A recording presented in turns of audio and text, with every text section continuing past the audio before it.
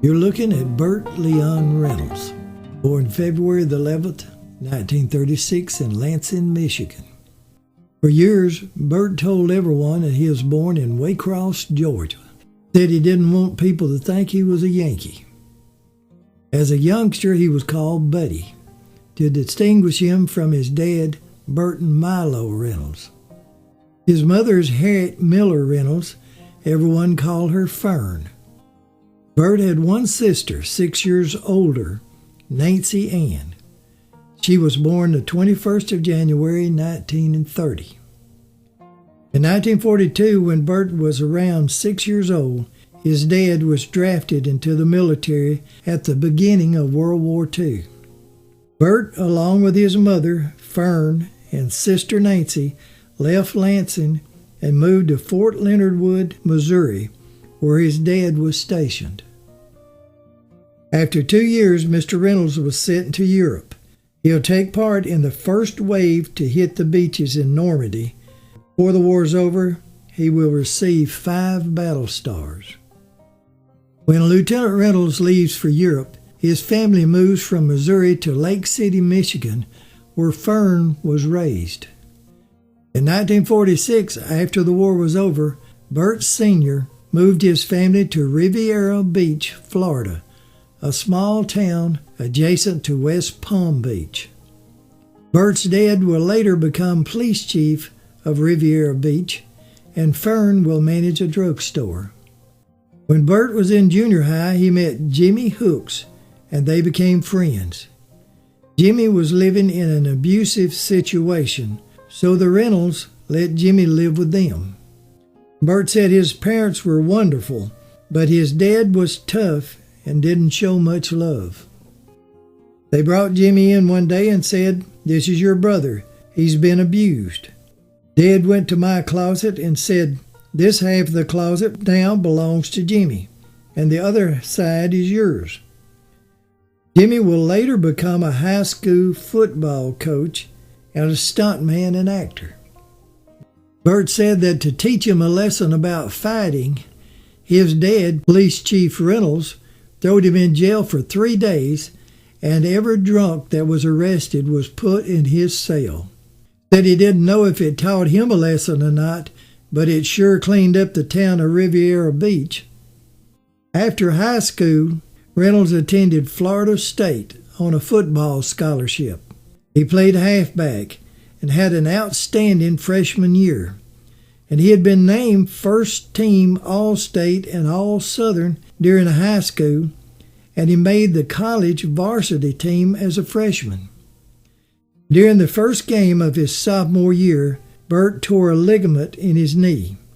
Buddy Reynolds, as he was called in the local newspaper, stated that he was leaving the Seminoles and not taking the rest of his scholarship because he would feel like a leech if he did. In October, he underwent knee surgery, and the doctor told the Post, the local paper, that Buddy was likely to be back on the football field by next season. However, 1 week before Christmas, Buddy's car was struck by a truck. The truck driver fled the scene. Reynolds was rushed to St. Mary's in critical condition near death. His spleen was removed, requiring 9 pints of blood, after the Palm Beach high school coach urged local residents to donate blood for Buddy. The next year, in 1956, Burt Sr. urged his son to attend Palm Beach Junior College. While there, Buddy enrolled in English classes taught by Professor Watson B. Duncan III, who encouraged him to get involved in school plays. On April the 20th, 1956, Buddy Reynolds got his first acting review for his performance in the college play Outward Bound. The Post writer gave Reynolds one line. Buddy Reynolds gives a sensitive portrayal of the inwardly distracted Tom Pryor. By June, the Post headlines read, Buddy Reynolds received scholarship to play summer stock in New York, where he impressed fellow actors, including actress Joanne Woodward, who helped Reynolds get an agent. By November the 30th, headlines in the Post read, Riviera Youth opens Broadway career with a role in Mr. Roberts with Charlton Heston. In 1957, Reynolds still wanted to play football instead of acting, so he returned to Florida State. It was reported that Reynolds told his fellow teammates that he was through with football when he was blamed for losing the North Carolina State game for being slow because of his auto accident. He now concentrated on becoming a full-time actor. Reynolds managed to get a screen test with studio talent agent Lou Wasserman. Although Reynolds failed the screen test, Wasserman said that when he saw the effects that Burt had on his secretaries in his office, he said anyone who has that kind of effect on women should get a break. Burt began with small parts on TV shows like M Squad, a crime drama that starred Lee Marvin. Still not making enough money, he had to work a variety of jobs like waiting tables, washing dishes, driving a delivery truck, and being a bouncer at the Roseland Ballroom. Burt's big break came when he was given a 7-year contract with Universal and assigned to play a supporting role with Darren McGavin in the TV series Riverboat. Reynolds stayed for 20 episodes before quitting the show. Burt always told the joke that he was fired the same day as they fired Clint Eastwood. They told Clint, you know, your Adam's apple sticks out too far, and you won't get that tooth fixed, that chipped tooth, and you talk too slow. And I said, why are you firing me? And they said, you can't act. And so the two of us were walking towards his truck, and I said, you know, Clint, you're in a hell of a lot of trouble. And he said, why? And I said, I can learn to act. You'll never get rid of that Adam's apple.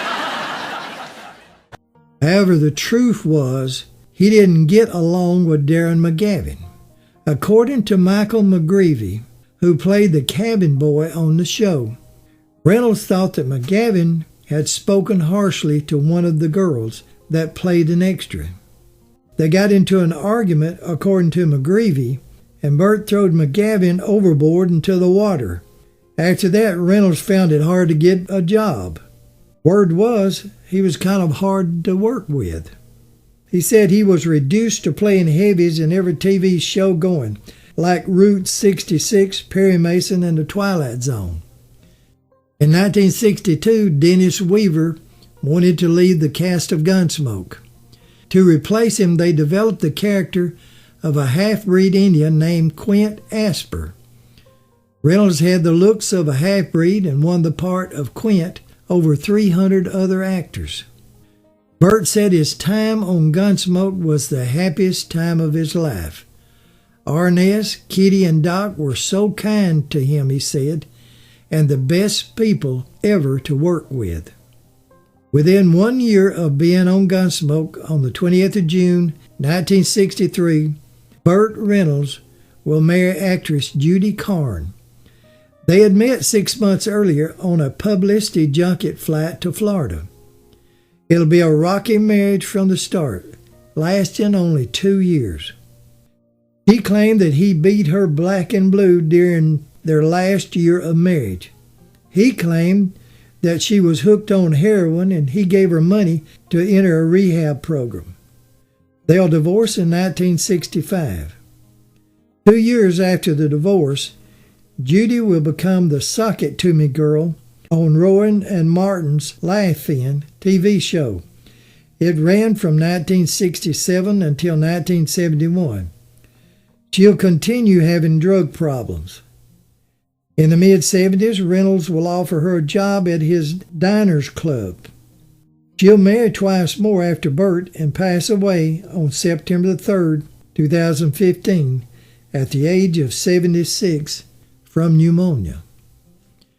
In 1965, the year of his divorce from Judy, Burt left Gunsmoke after 2 years. He said that Wilburn Stone, Doc, told him that he should quit Gunsmoke and make movies, that Reynolds was a leading man. He took Doc's advice.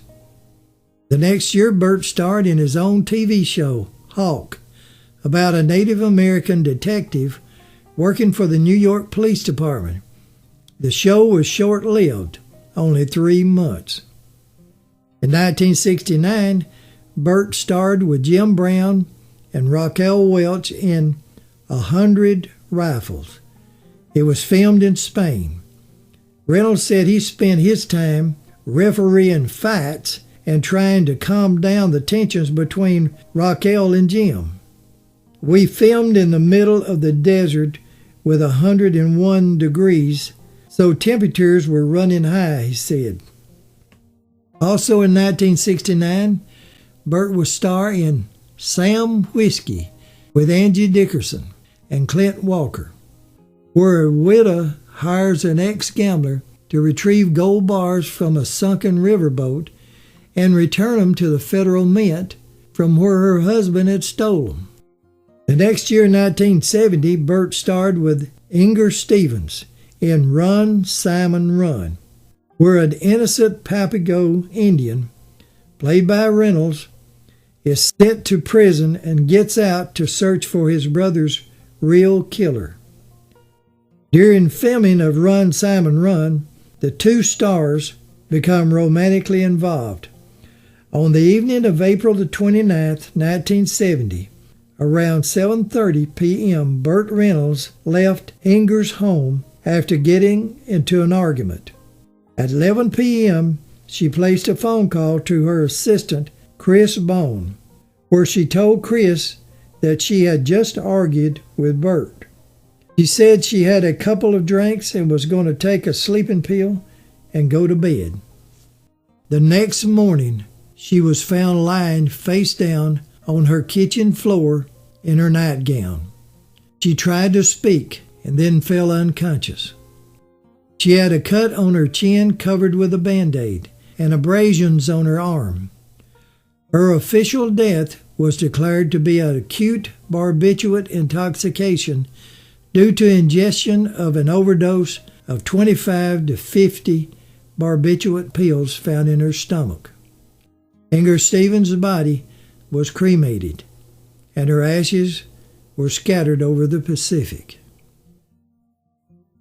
In 1971, Reynolds appeared on the variety show Dinah's Place, hosted by Dinah Shore. Even though he was 35 and she was in her early 50s, they began seeing each other. Their public romance will last for 4 years until 1975.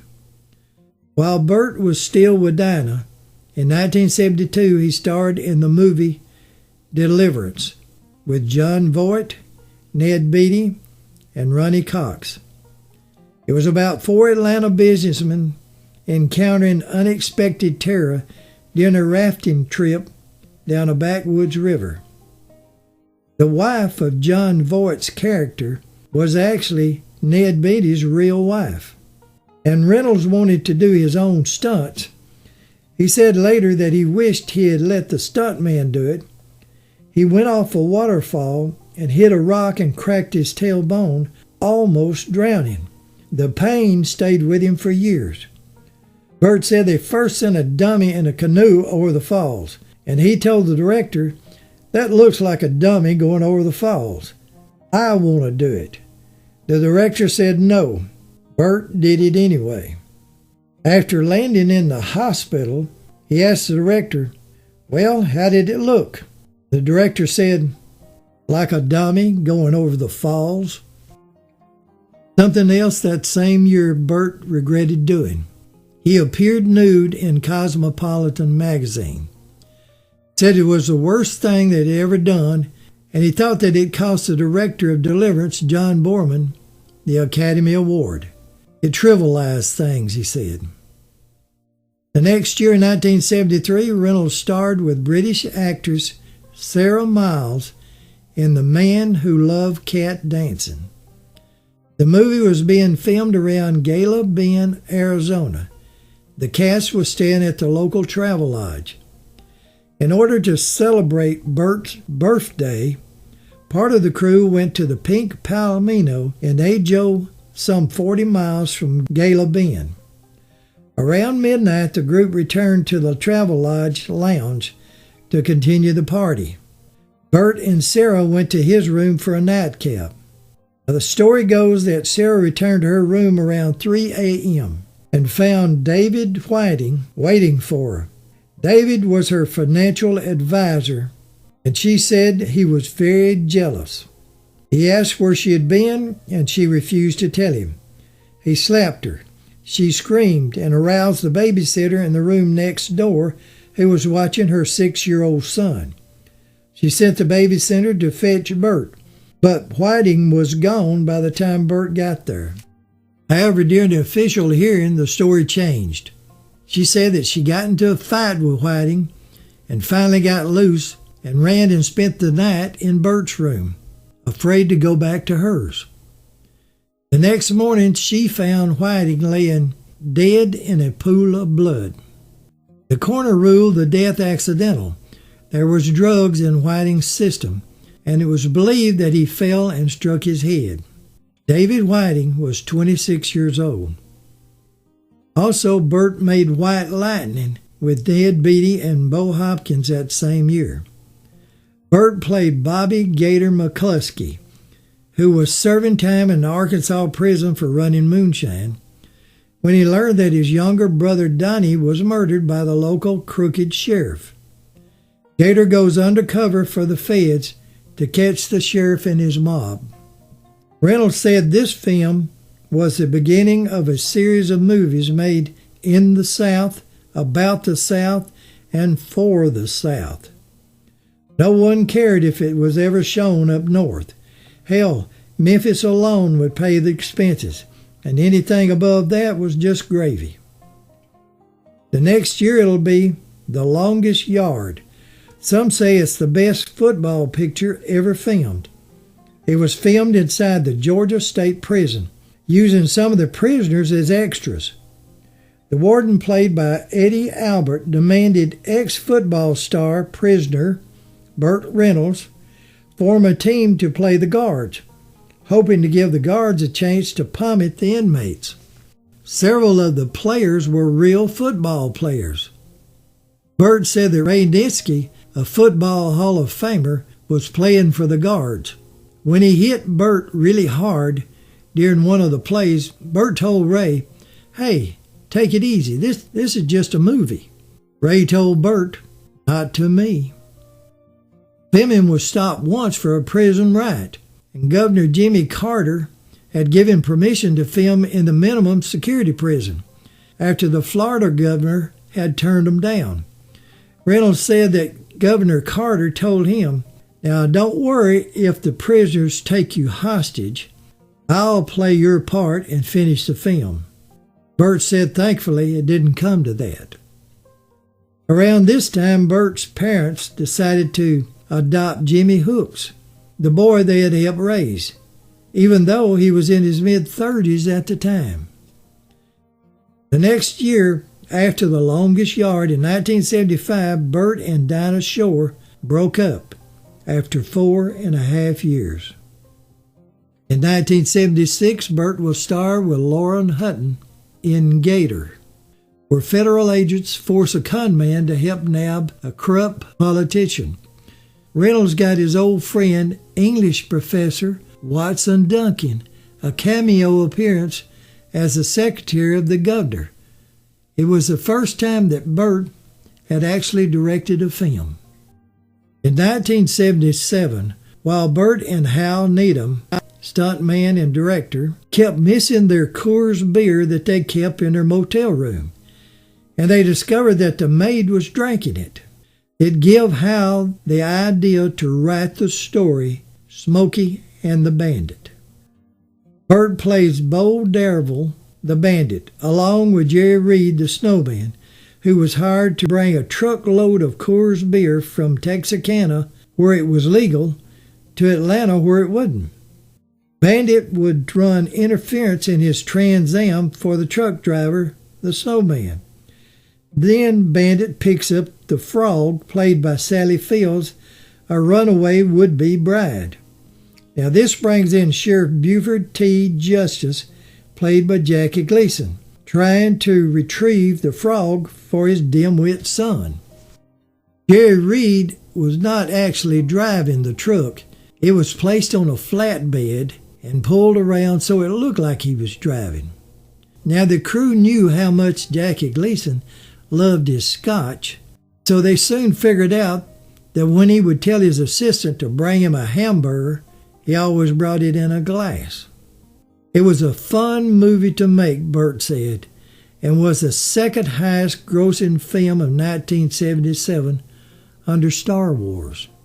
The movie brought Burt and Sally Fields together romantically, on and off the screen.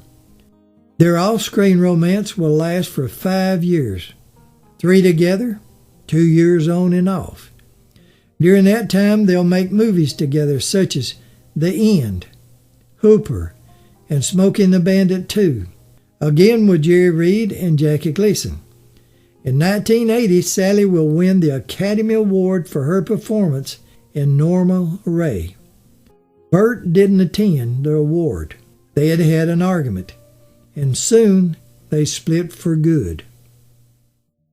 During this period from 1978 through 1982, Burt Reynolds was voted the #1 box office star for such movies as The Cannonball Run, an action comedy film about a cross-country car race, directed by Hal Needham, and starring Burt Reynolds along with a cast of stars like Roger Moore, Farrah Fawcett, Dean Martin, and others. In 1982, it'll be Burt Reynolds and Dolly Parton in The Best Little Whorehouse in Texas.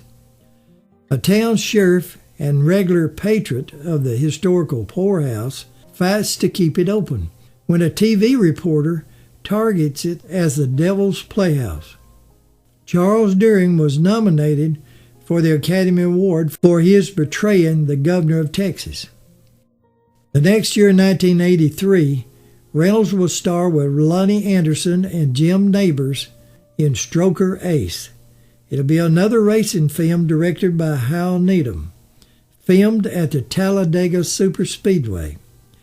In 1984, during the filming of City Heat with Clint Eastwood, Burt was struck in the face with a wooden chair, shattering his jaw from a stunt gone wrong. It's supposed to have been a breakaway chair. Unable to chew with the severe pain, Burt lost down to 120 pounds and became addicted to pain pills. Although the movie had 2 major stars, Clint Eastwood and Burt, the earnings were disappointing. In April 1988, Burt will star with actress Lonnie Anderson. They had first met on Merv Griffin's show in 1981, but romance started when they worked together on Striker Ace in 1983. They'll be together for 5 years before marrying. The marriage took place at Burt's Florida ranch among family, friends, and numerous celebrities flown in by his helicopter. Lonnie had been married twice before. She had a 23-year-old daughter, Deidre K. Hasselberg. Deidre, to her credit, has strived to keep her life private and out of the limelight. She and her husband Chris has 2 daughters, Megan and Mackenzie. Deidre built her career in education as a school administrator. During Burt and Lonnie's first year of marriage, they'll adopt a son, Quentin Anderson Reynolds. Quentin was born the 31st of August, 1988. He'll become a camera operator, digital imaging technician, video editor, and post-production assistant in films and TV shows. Quentin will spend much of his time being the peacemaker between his mother and dad after their tumultuous divorce. The next year after Burt married Lonnie, he'll star in a TV series as one of the mystery movies on ABC shared with Columbo and Kojak called B.L. Stryker, a detective drama that co-stars Ossie Davis and Rita Moreno. The executive producer was Tom Selleck. The show ran from February 1989 until May of 1990. After B.L. Stryker, Reynolds went straight into another TV series called Evening Shade that starred Burt with Elizabeth Ashley and again Ozzie Davis. Evening Shade was about a pro football player that goes back home to a small Arkansas town named Evening Shade. He becomes a high school football coach to a losing team. The sitcom started in September 1990 and run until May 1994. During the run of Evening Shade, Burt's career was doing well, but his personal life wasn't. His mother, Fern, had passed away on May 6, 1992, at the age of 90 in Jupiter, Florida. Burt and Lonnie's marriage was in trouble. They accused each other of infidelities. She said that he physically abused her from his use of drugs and alcohol. She also accused him of falling in love with Pam Seals, a cocktail waitress, cheerleader for the Tampa Bay Rowdies soccer team. Reynolds met Seals on the set of B.L. Stryker in 1989. According to Pam, though, their romance didn't start until Burt filed for divorce in 1993. Lonnie should not have been surprised, he said. They hadn't slept together for 3 years. After the divorce was finalized in 1994, the property settlement will continue for years, leading to Reynolds declaring bankruptcy in 1996. How does a famous, wealthy actor believed to have had $60 million tax paid in the 1980s go broke? Well, Burt believed in spending money. For an example, he didn't just have one mansion in Beverly Hills. He had several. He built a large waterfront home in Florida.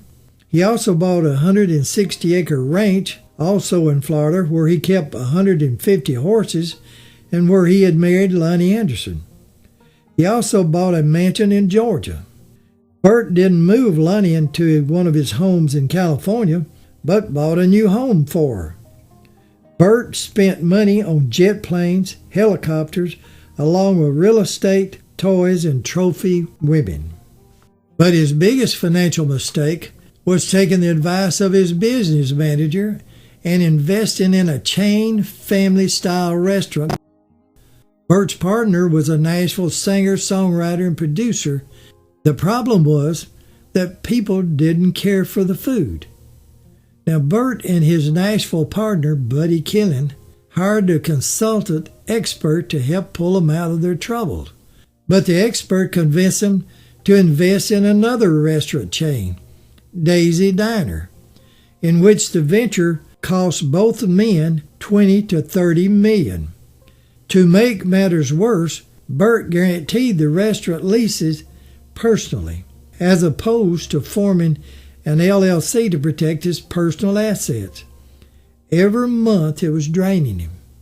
By the time Burt was to star in the CBS series Evening Shade in 1990, he had to borrow $4 million from the network.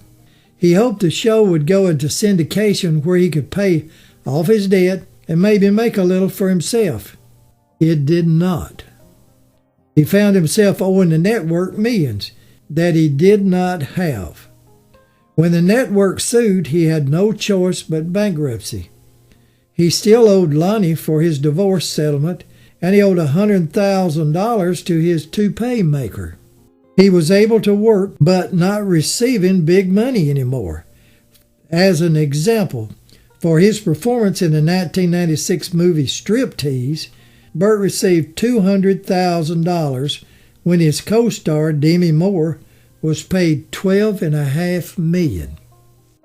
Even in Boogie Nights, where Burt was nominated for the Academy Award for Supporting Actor, he was paid only a nominal fee for his award-winning performance. Burt actually hated the film and turned it down the offer several times. He didn't like playing Jack Homer, a porn film director. He didn't like the whole idea of the film. Plus, he didn't like the director. This is Burt and Pam Seals attending the premiere of Boogie Nights at Mann's Chinese Theater in Hollywood on October the 15th, 1997. In 1999, Burt was forced to sell his Florida ranch to help partly settle his bankruptcy. In 2002, Burt lost his dad, Burt Milo Reynolds, from natural causes. He died in his sleep, they say.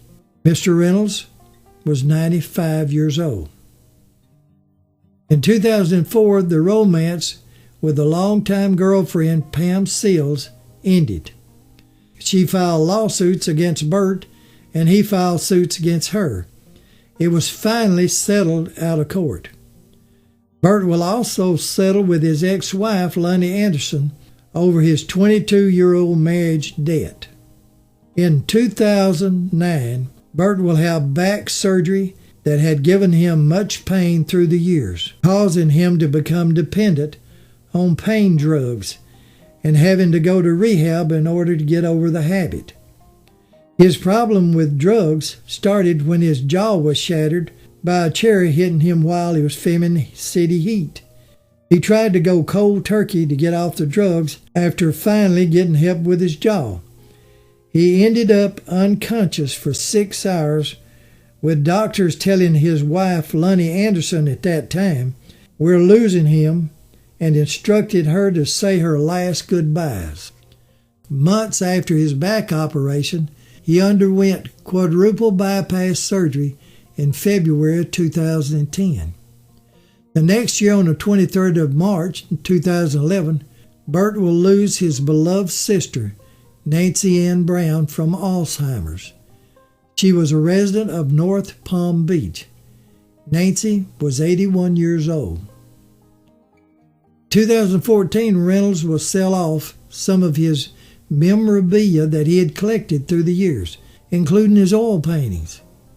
He said he was not doing it because of the money, as magazines had suggested, but because he was tired of looking at them. And to use his words, he said, "The magazine articles really pissed me off." However, the next year, in 2015, Burt was behind on his mortgage payments for his oceanfront home.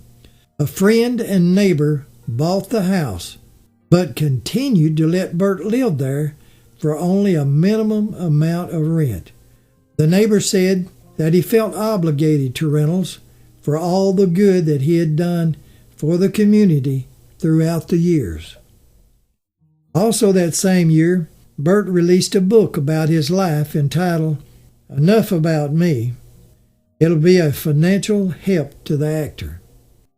In 2017, Burt will star with Errol Winter in what will be Burt Reynolds' last movie, entitled The Last Movie Star. By then his health was failing, and he had become extremely frail. On September 6, 2018, 82-year-old actor Burt Reynolds was rushed from his oceanfront home to the Jupiter, Florida Medical Center with chest pains and shallow breathing. Burt Leon Reynolds will pass away soon after arrival. The actor will be cremated, and his remains will be given to his niece. 2.5 years later, his ashes will be interred at the Hollywood Forever Cemetery in Los Angeles. This is fans at Burt's star on the Hollywood Walk of Fame only a few hours after hearing about his death. A few months before his death, Burt was asked, looking back on his life, was there anything that he would do different?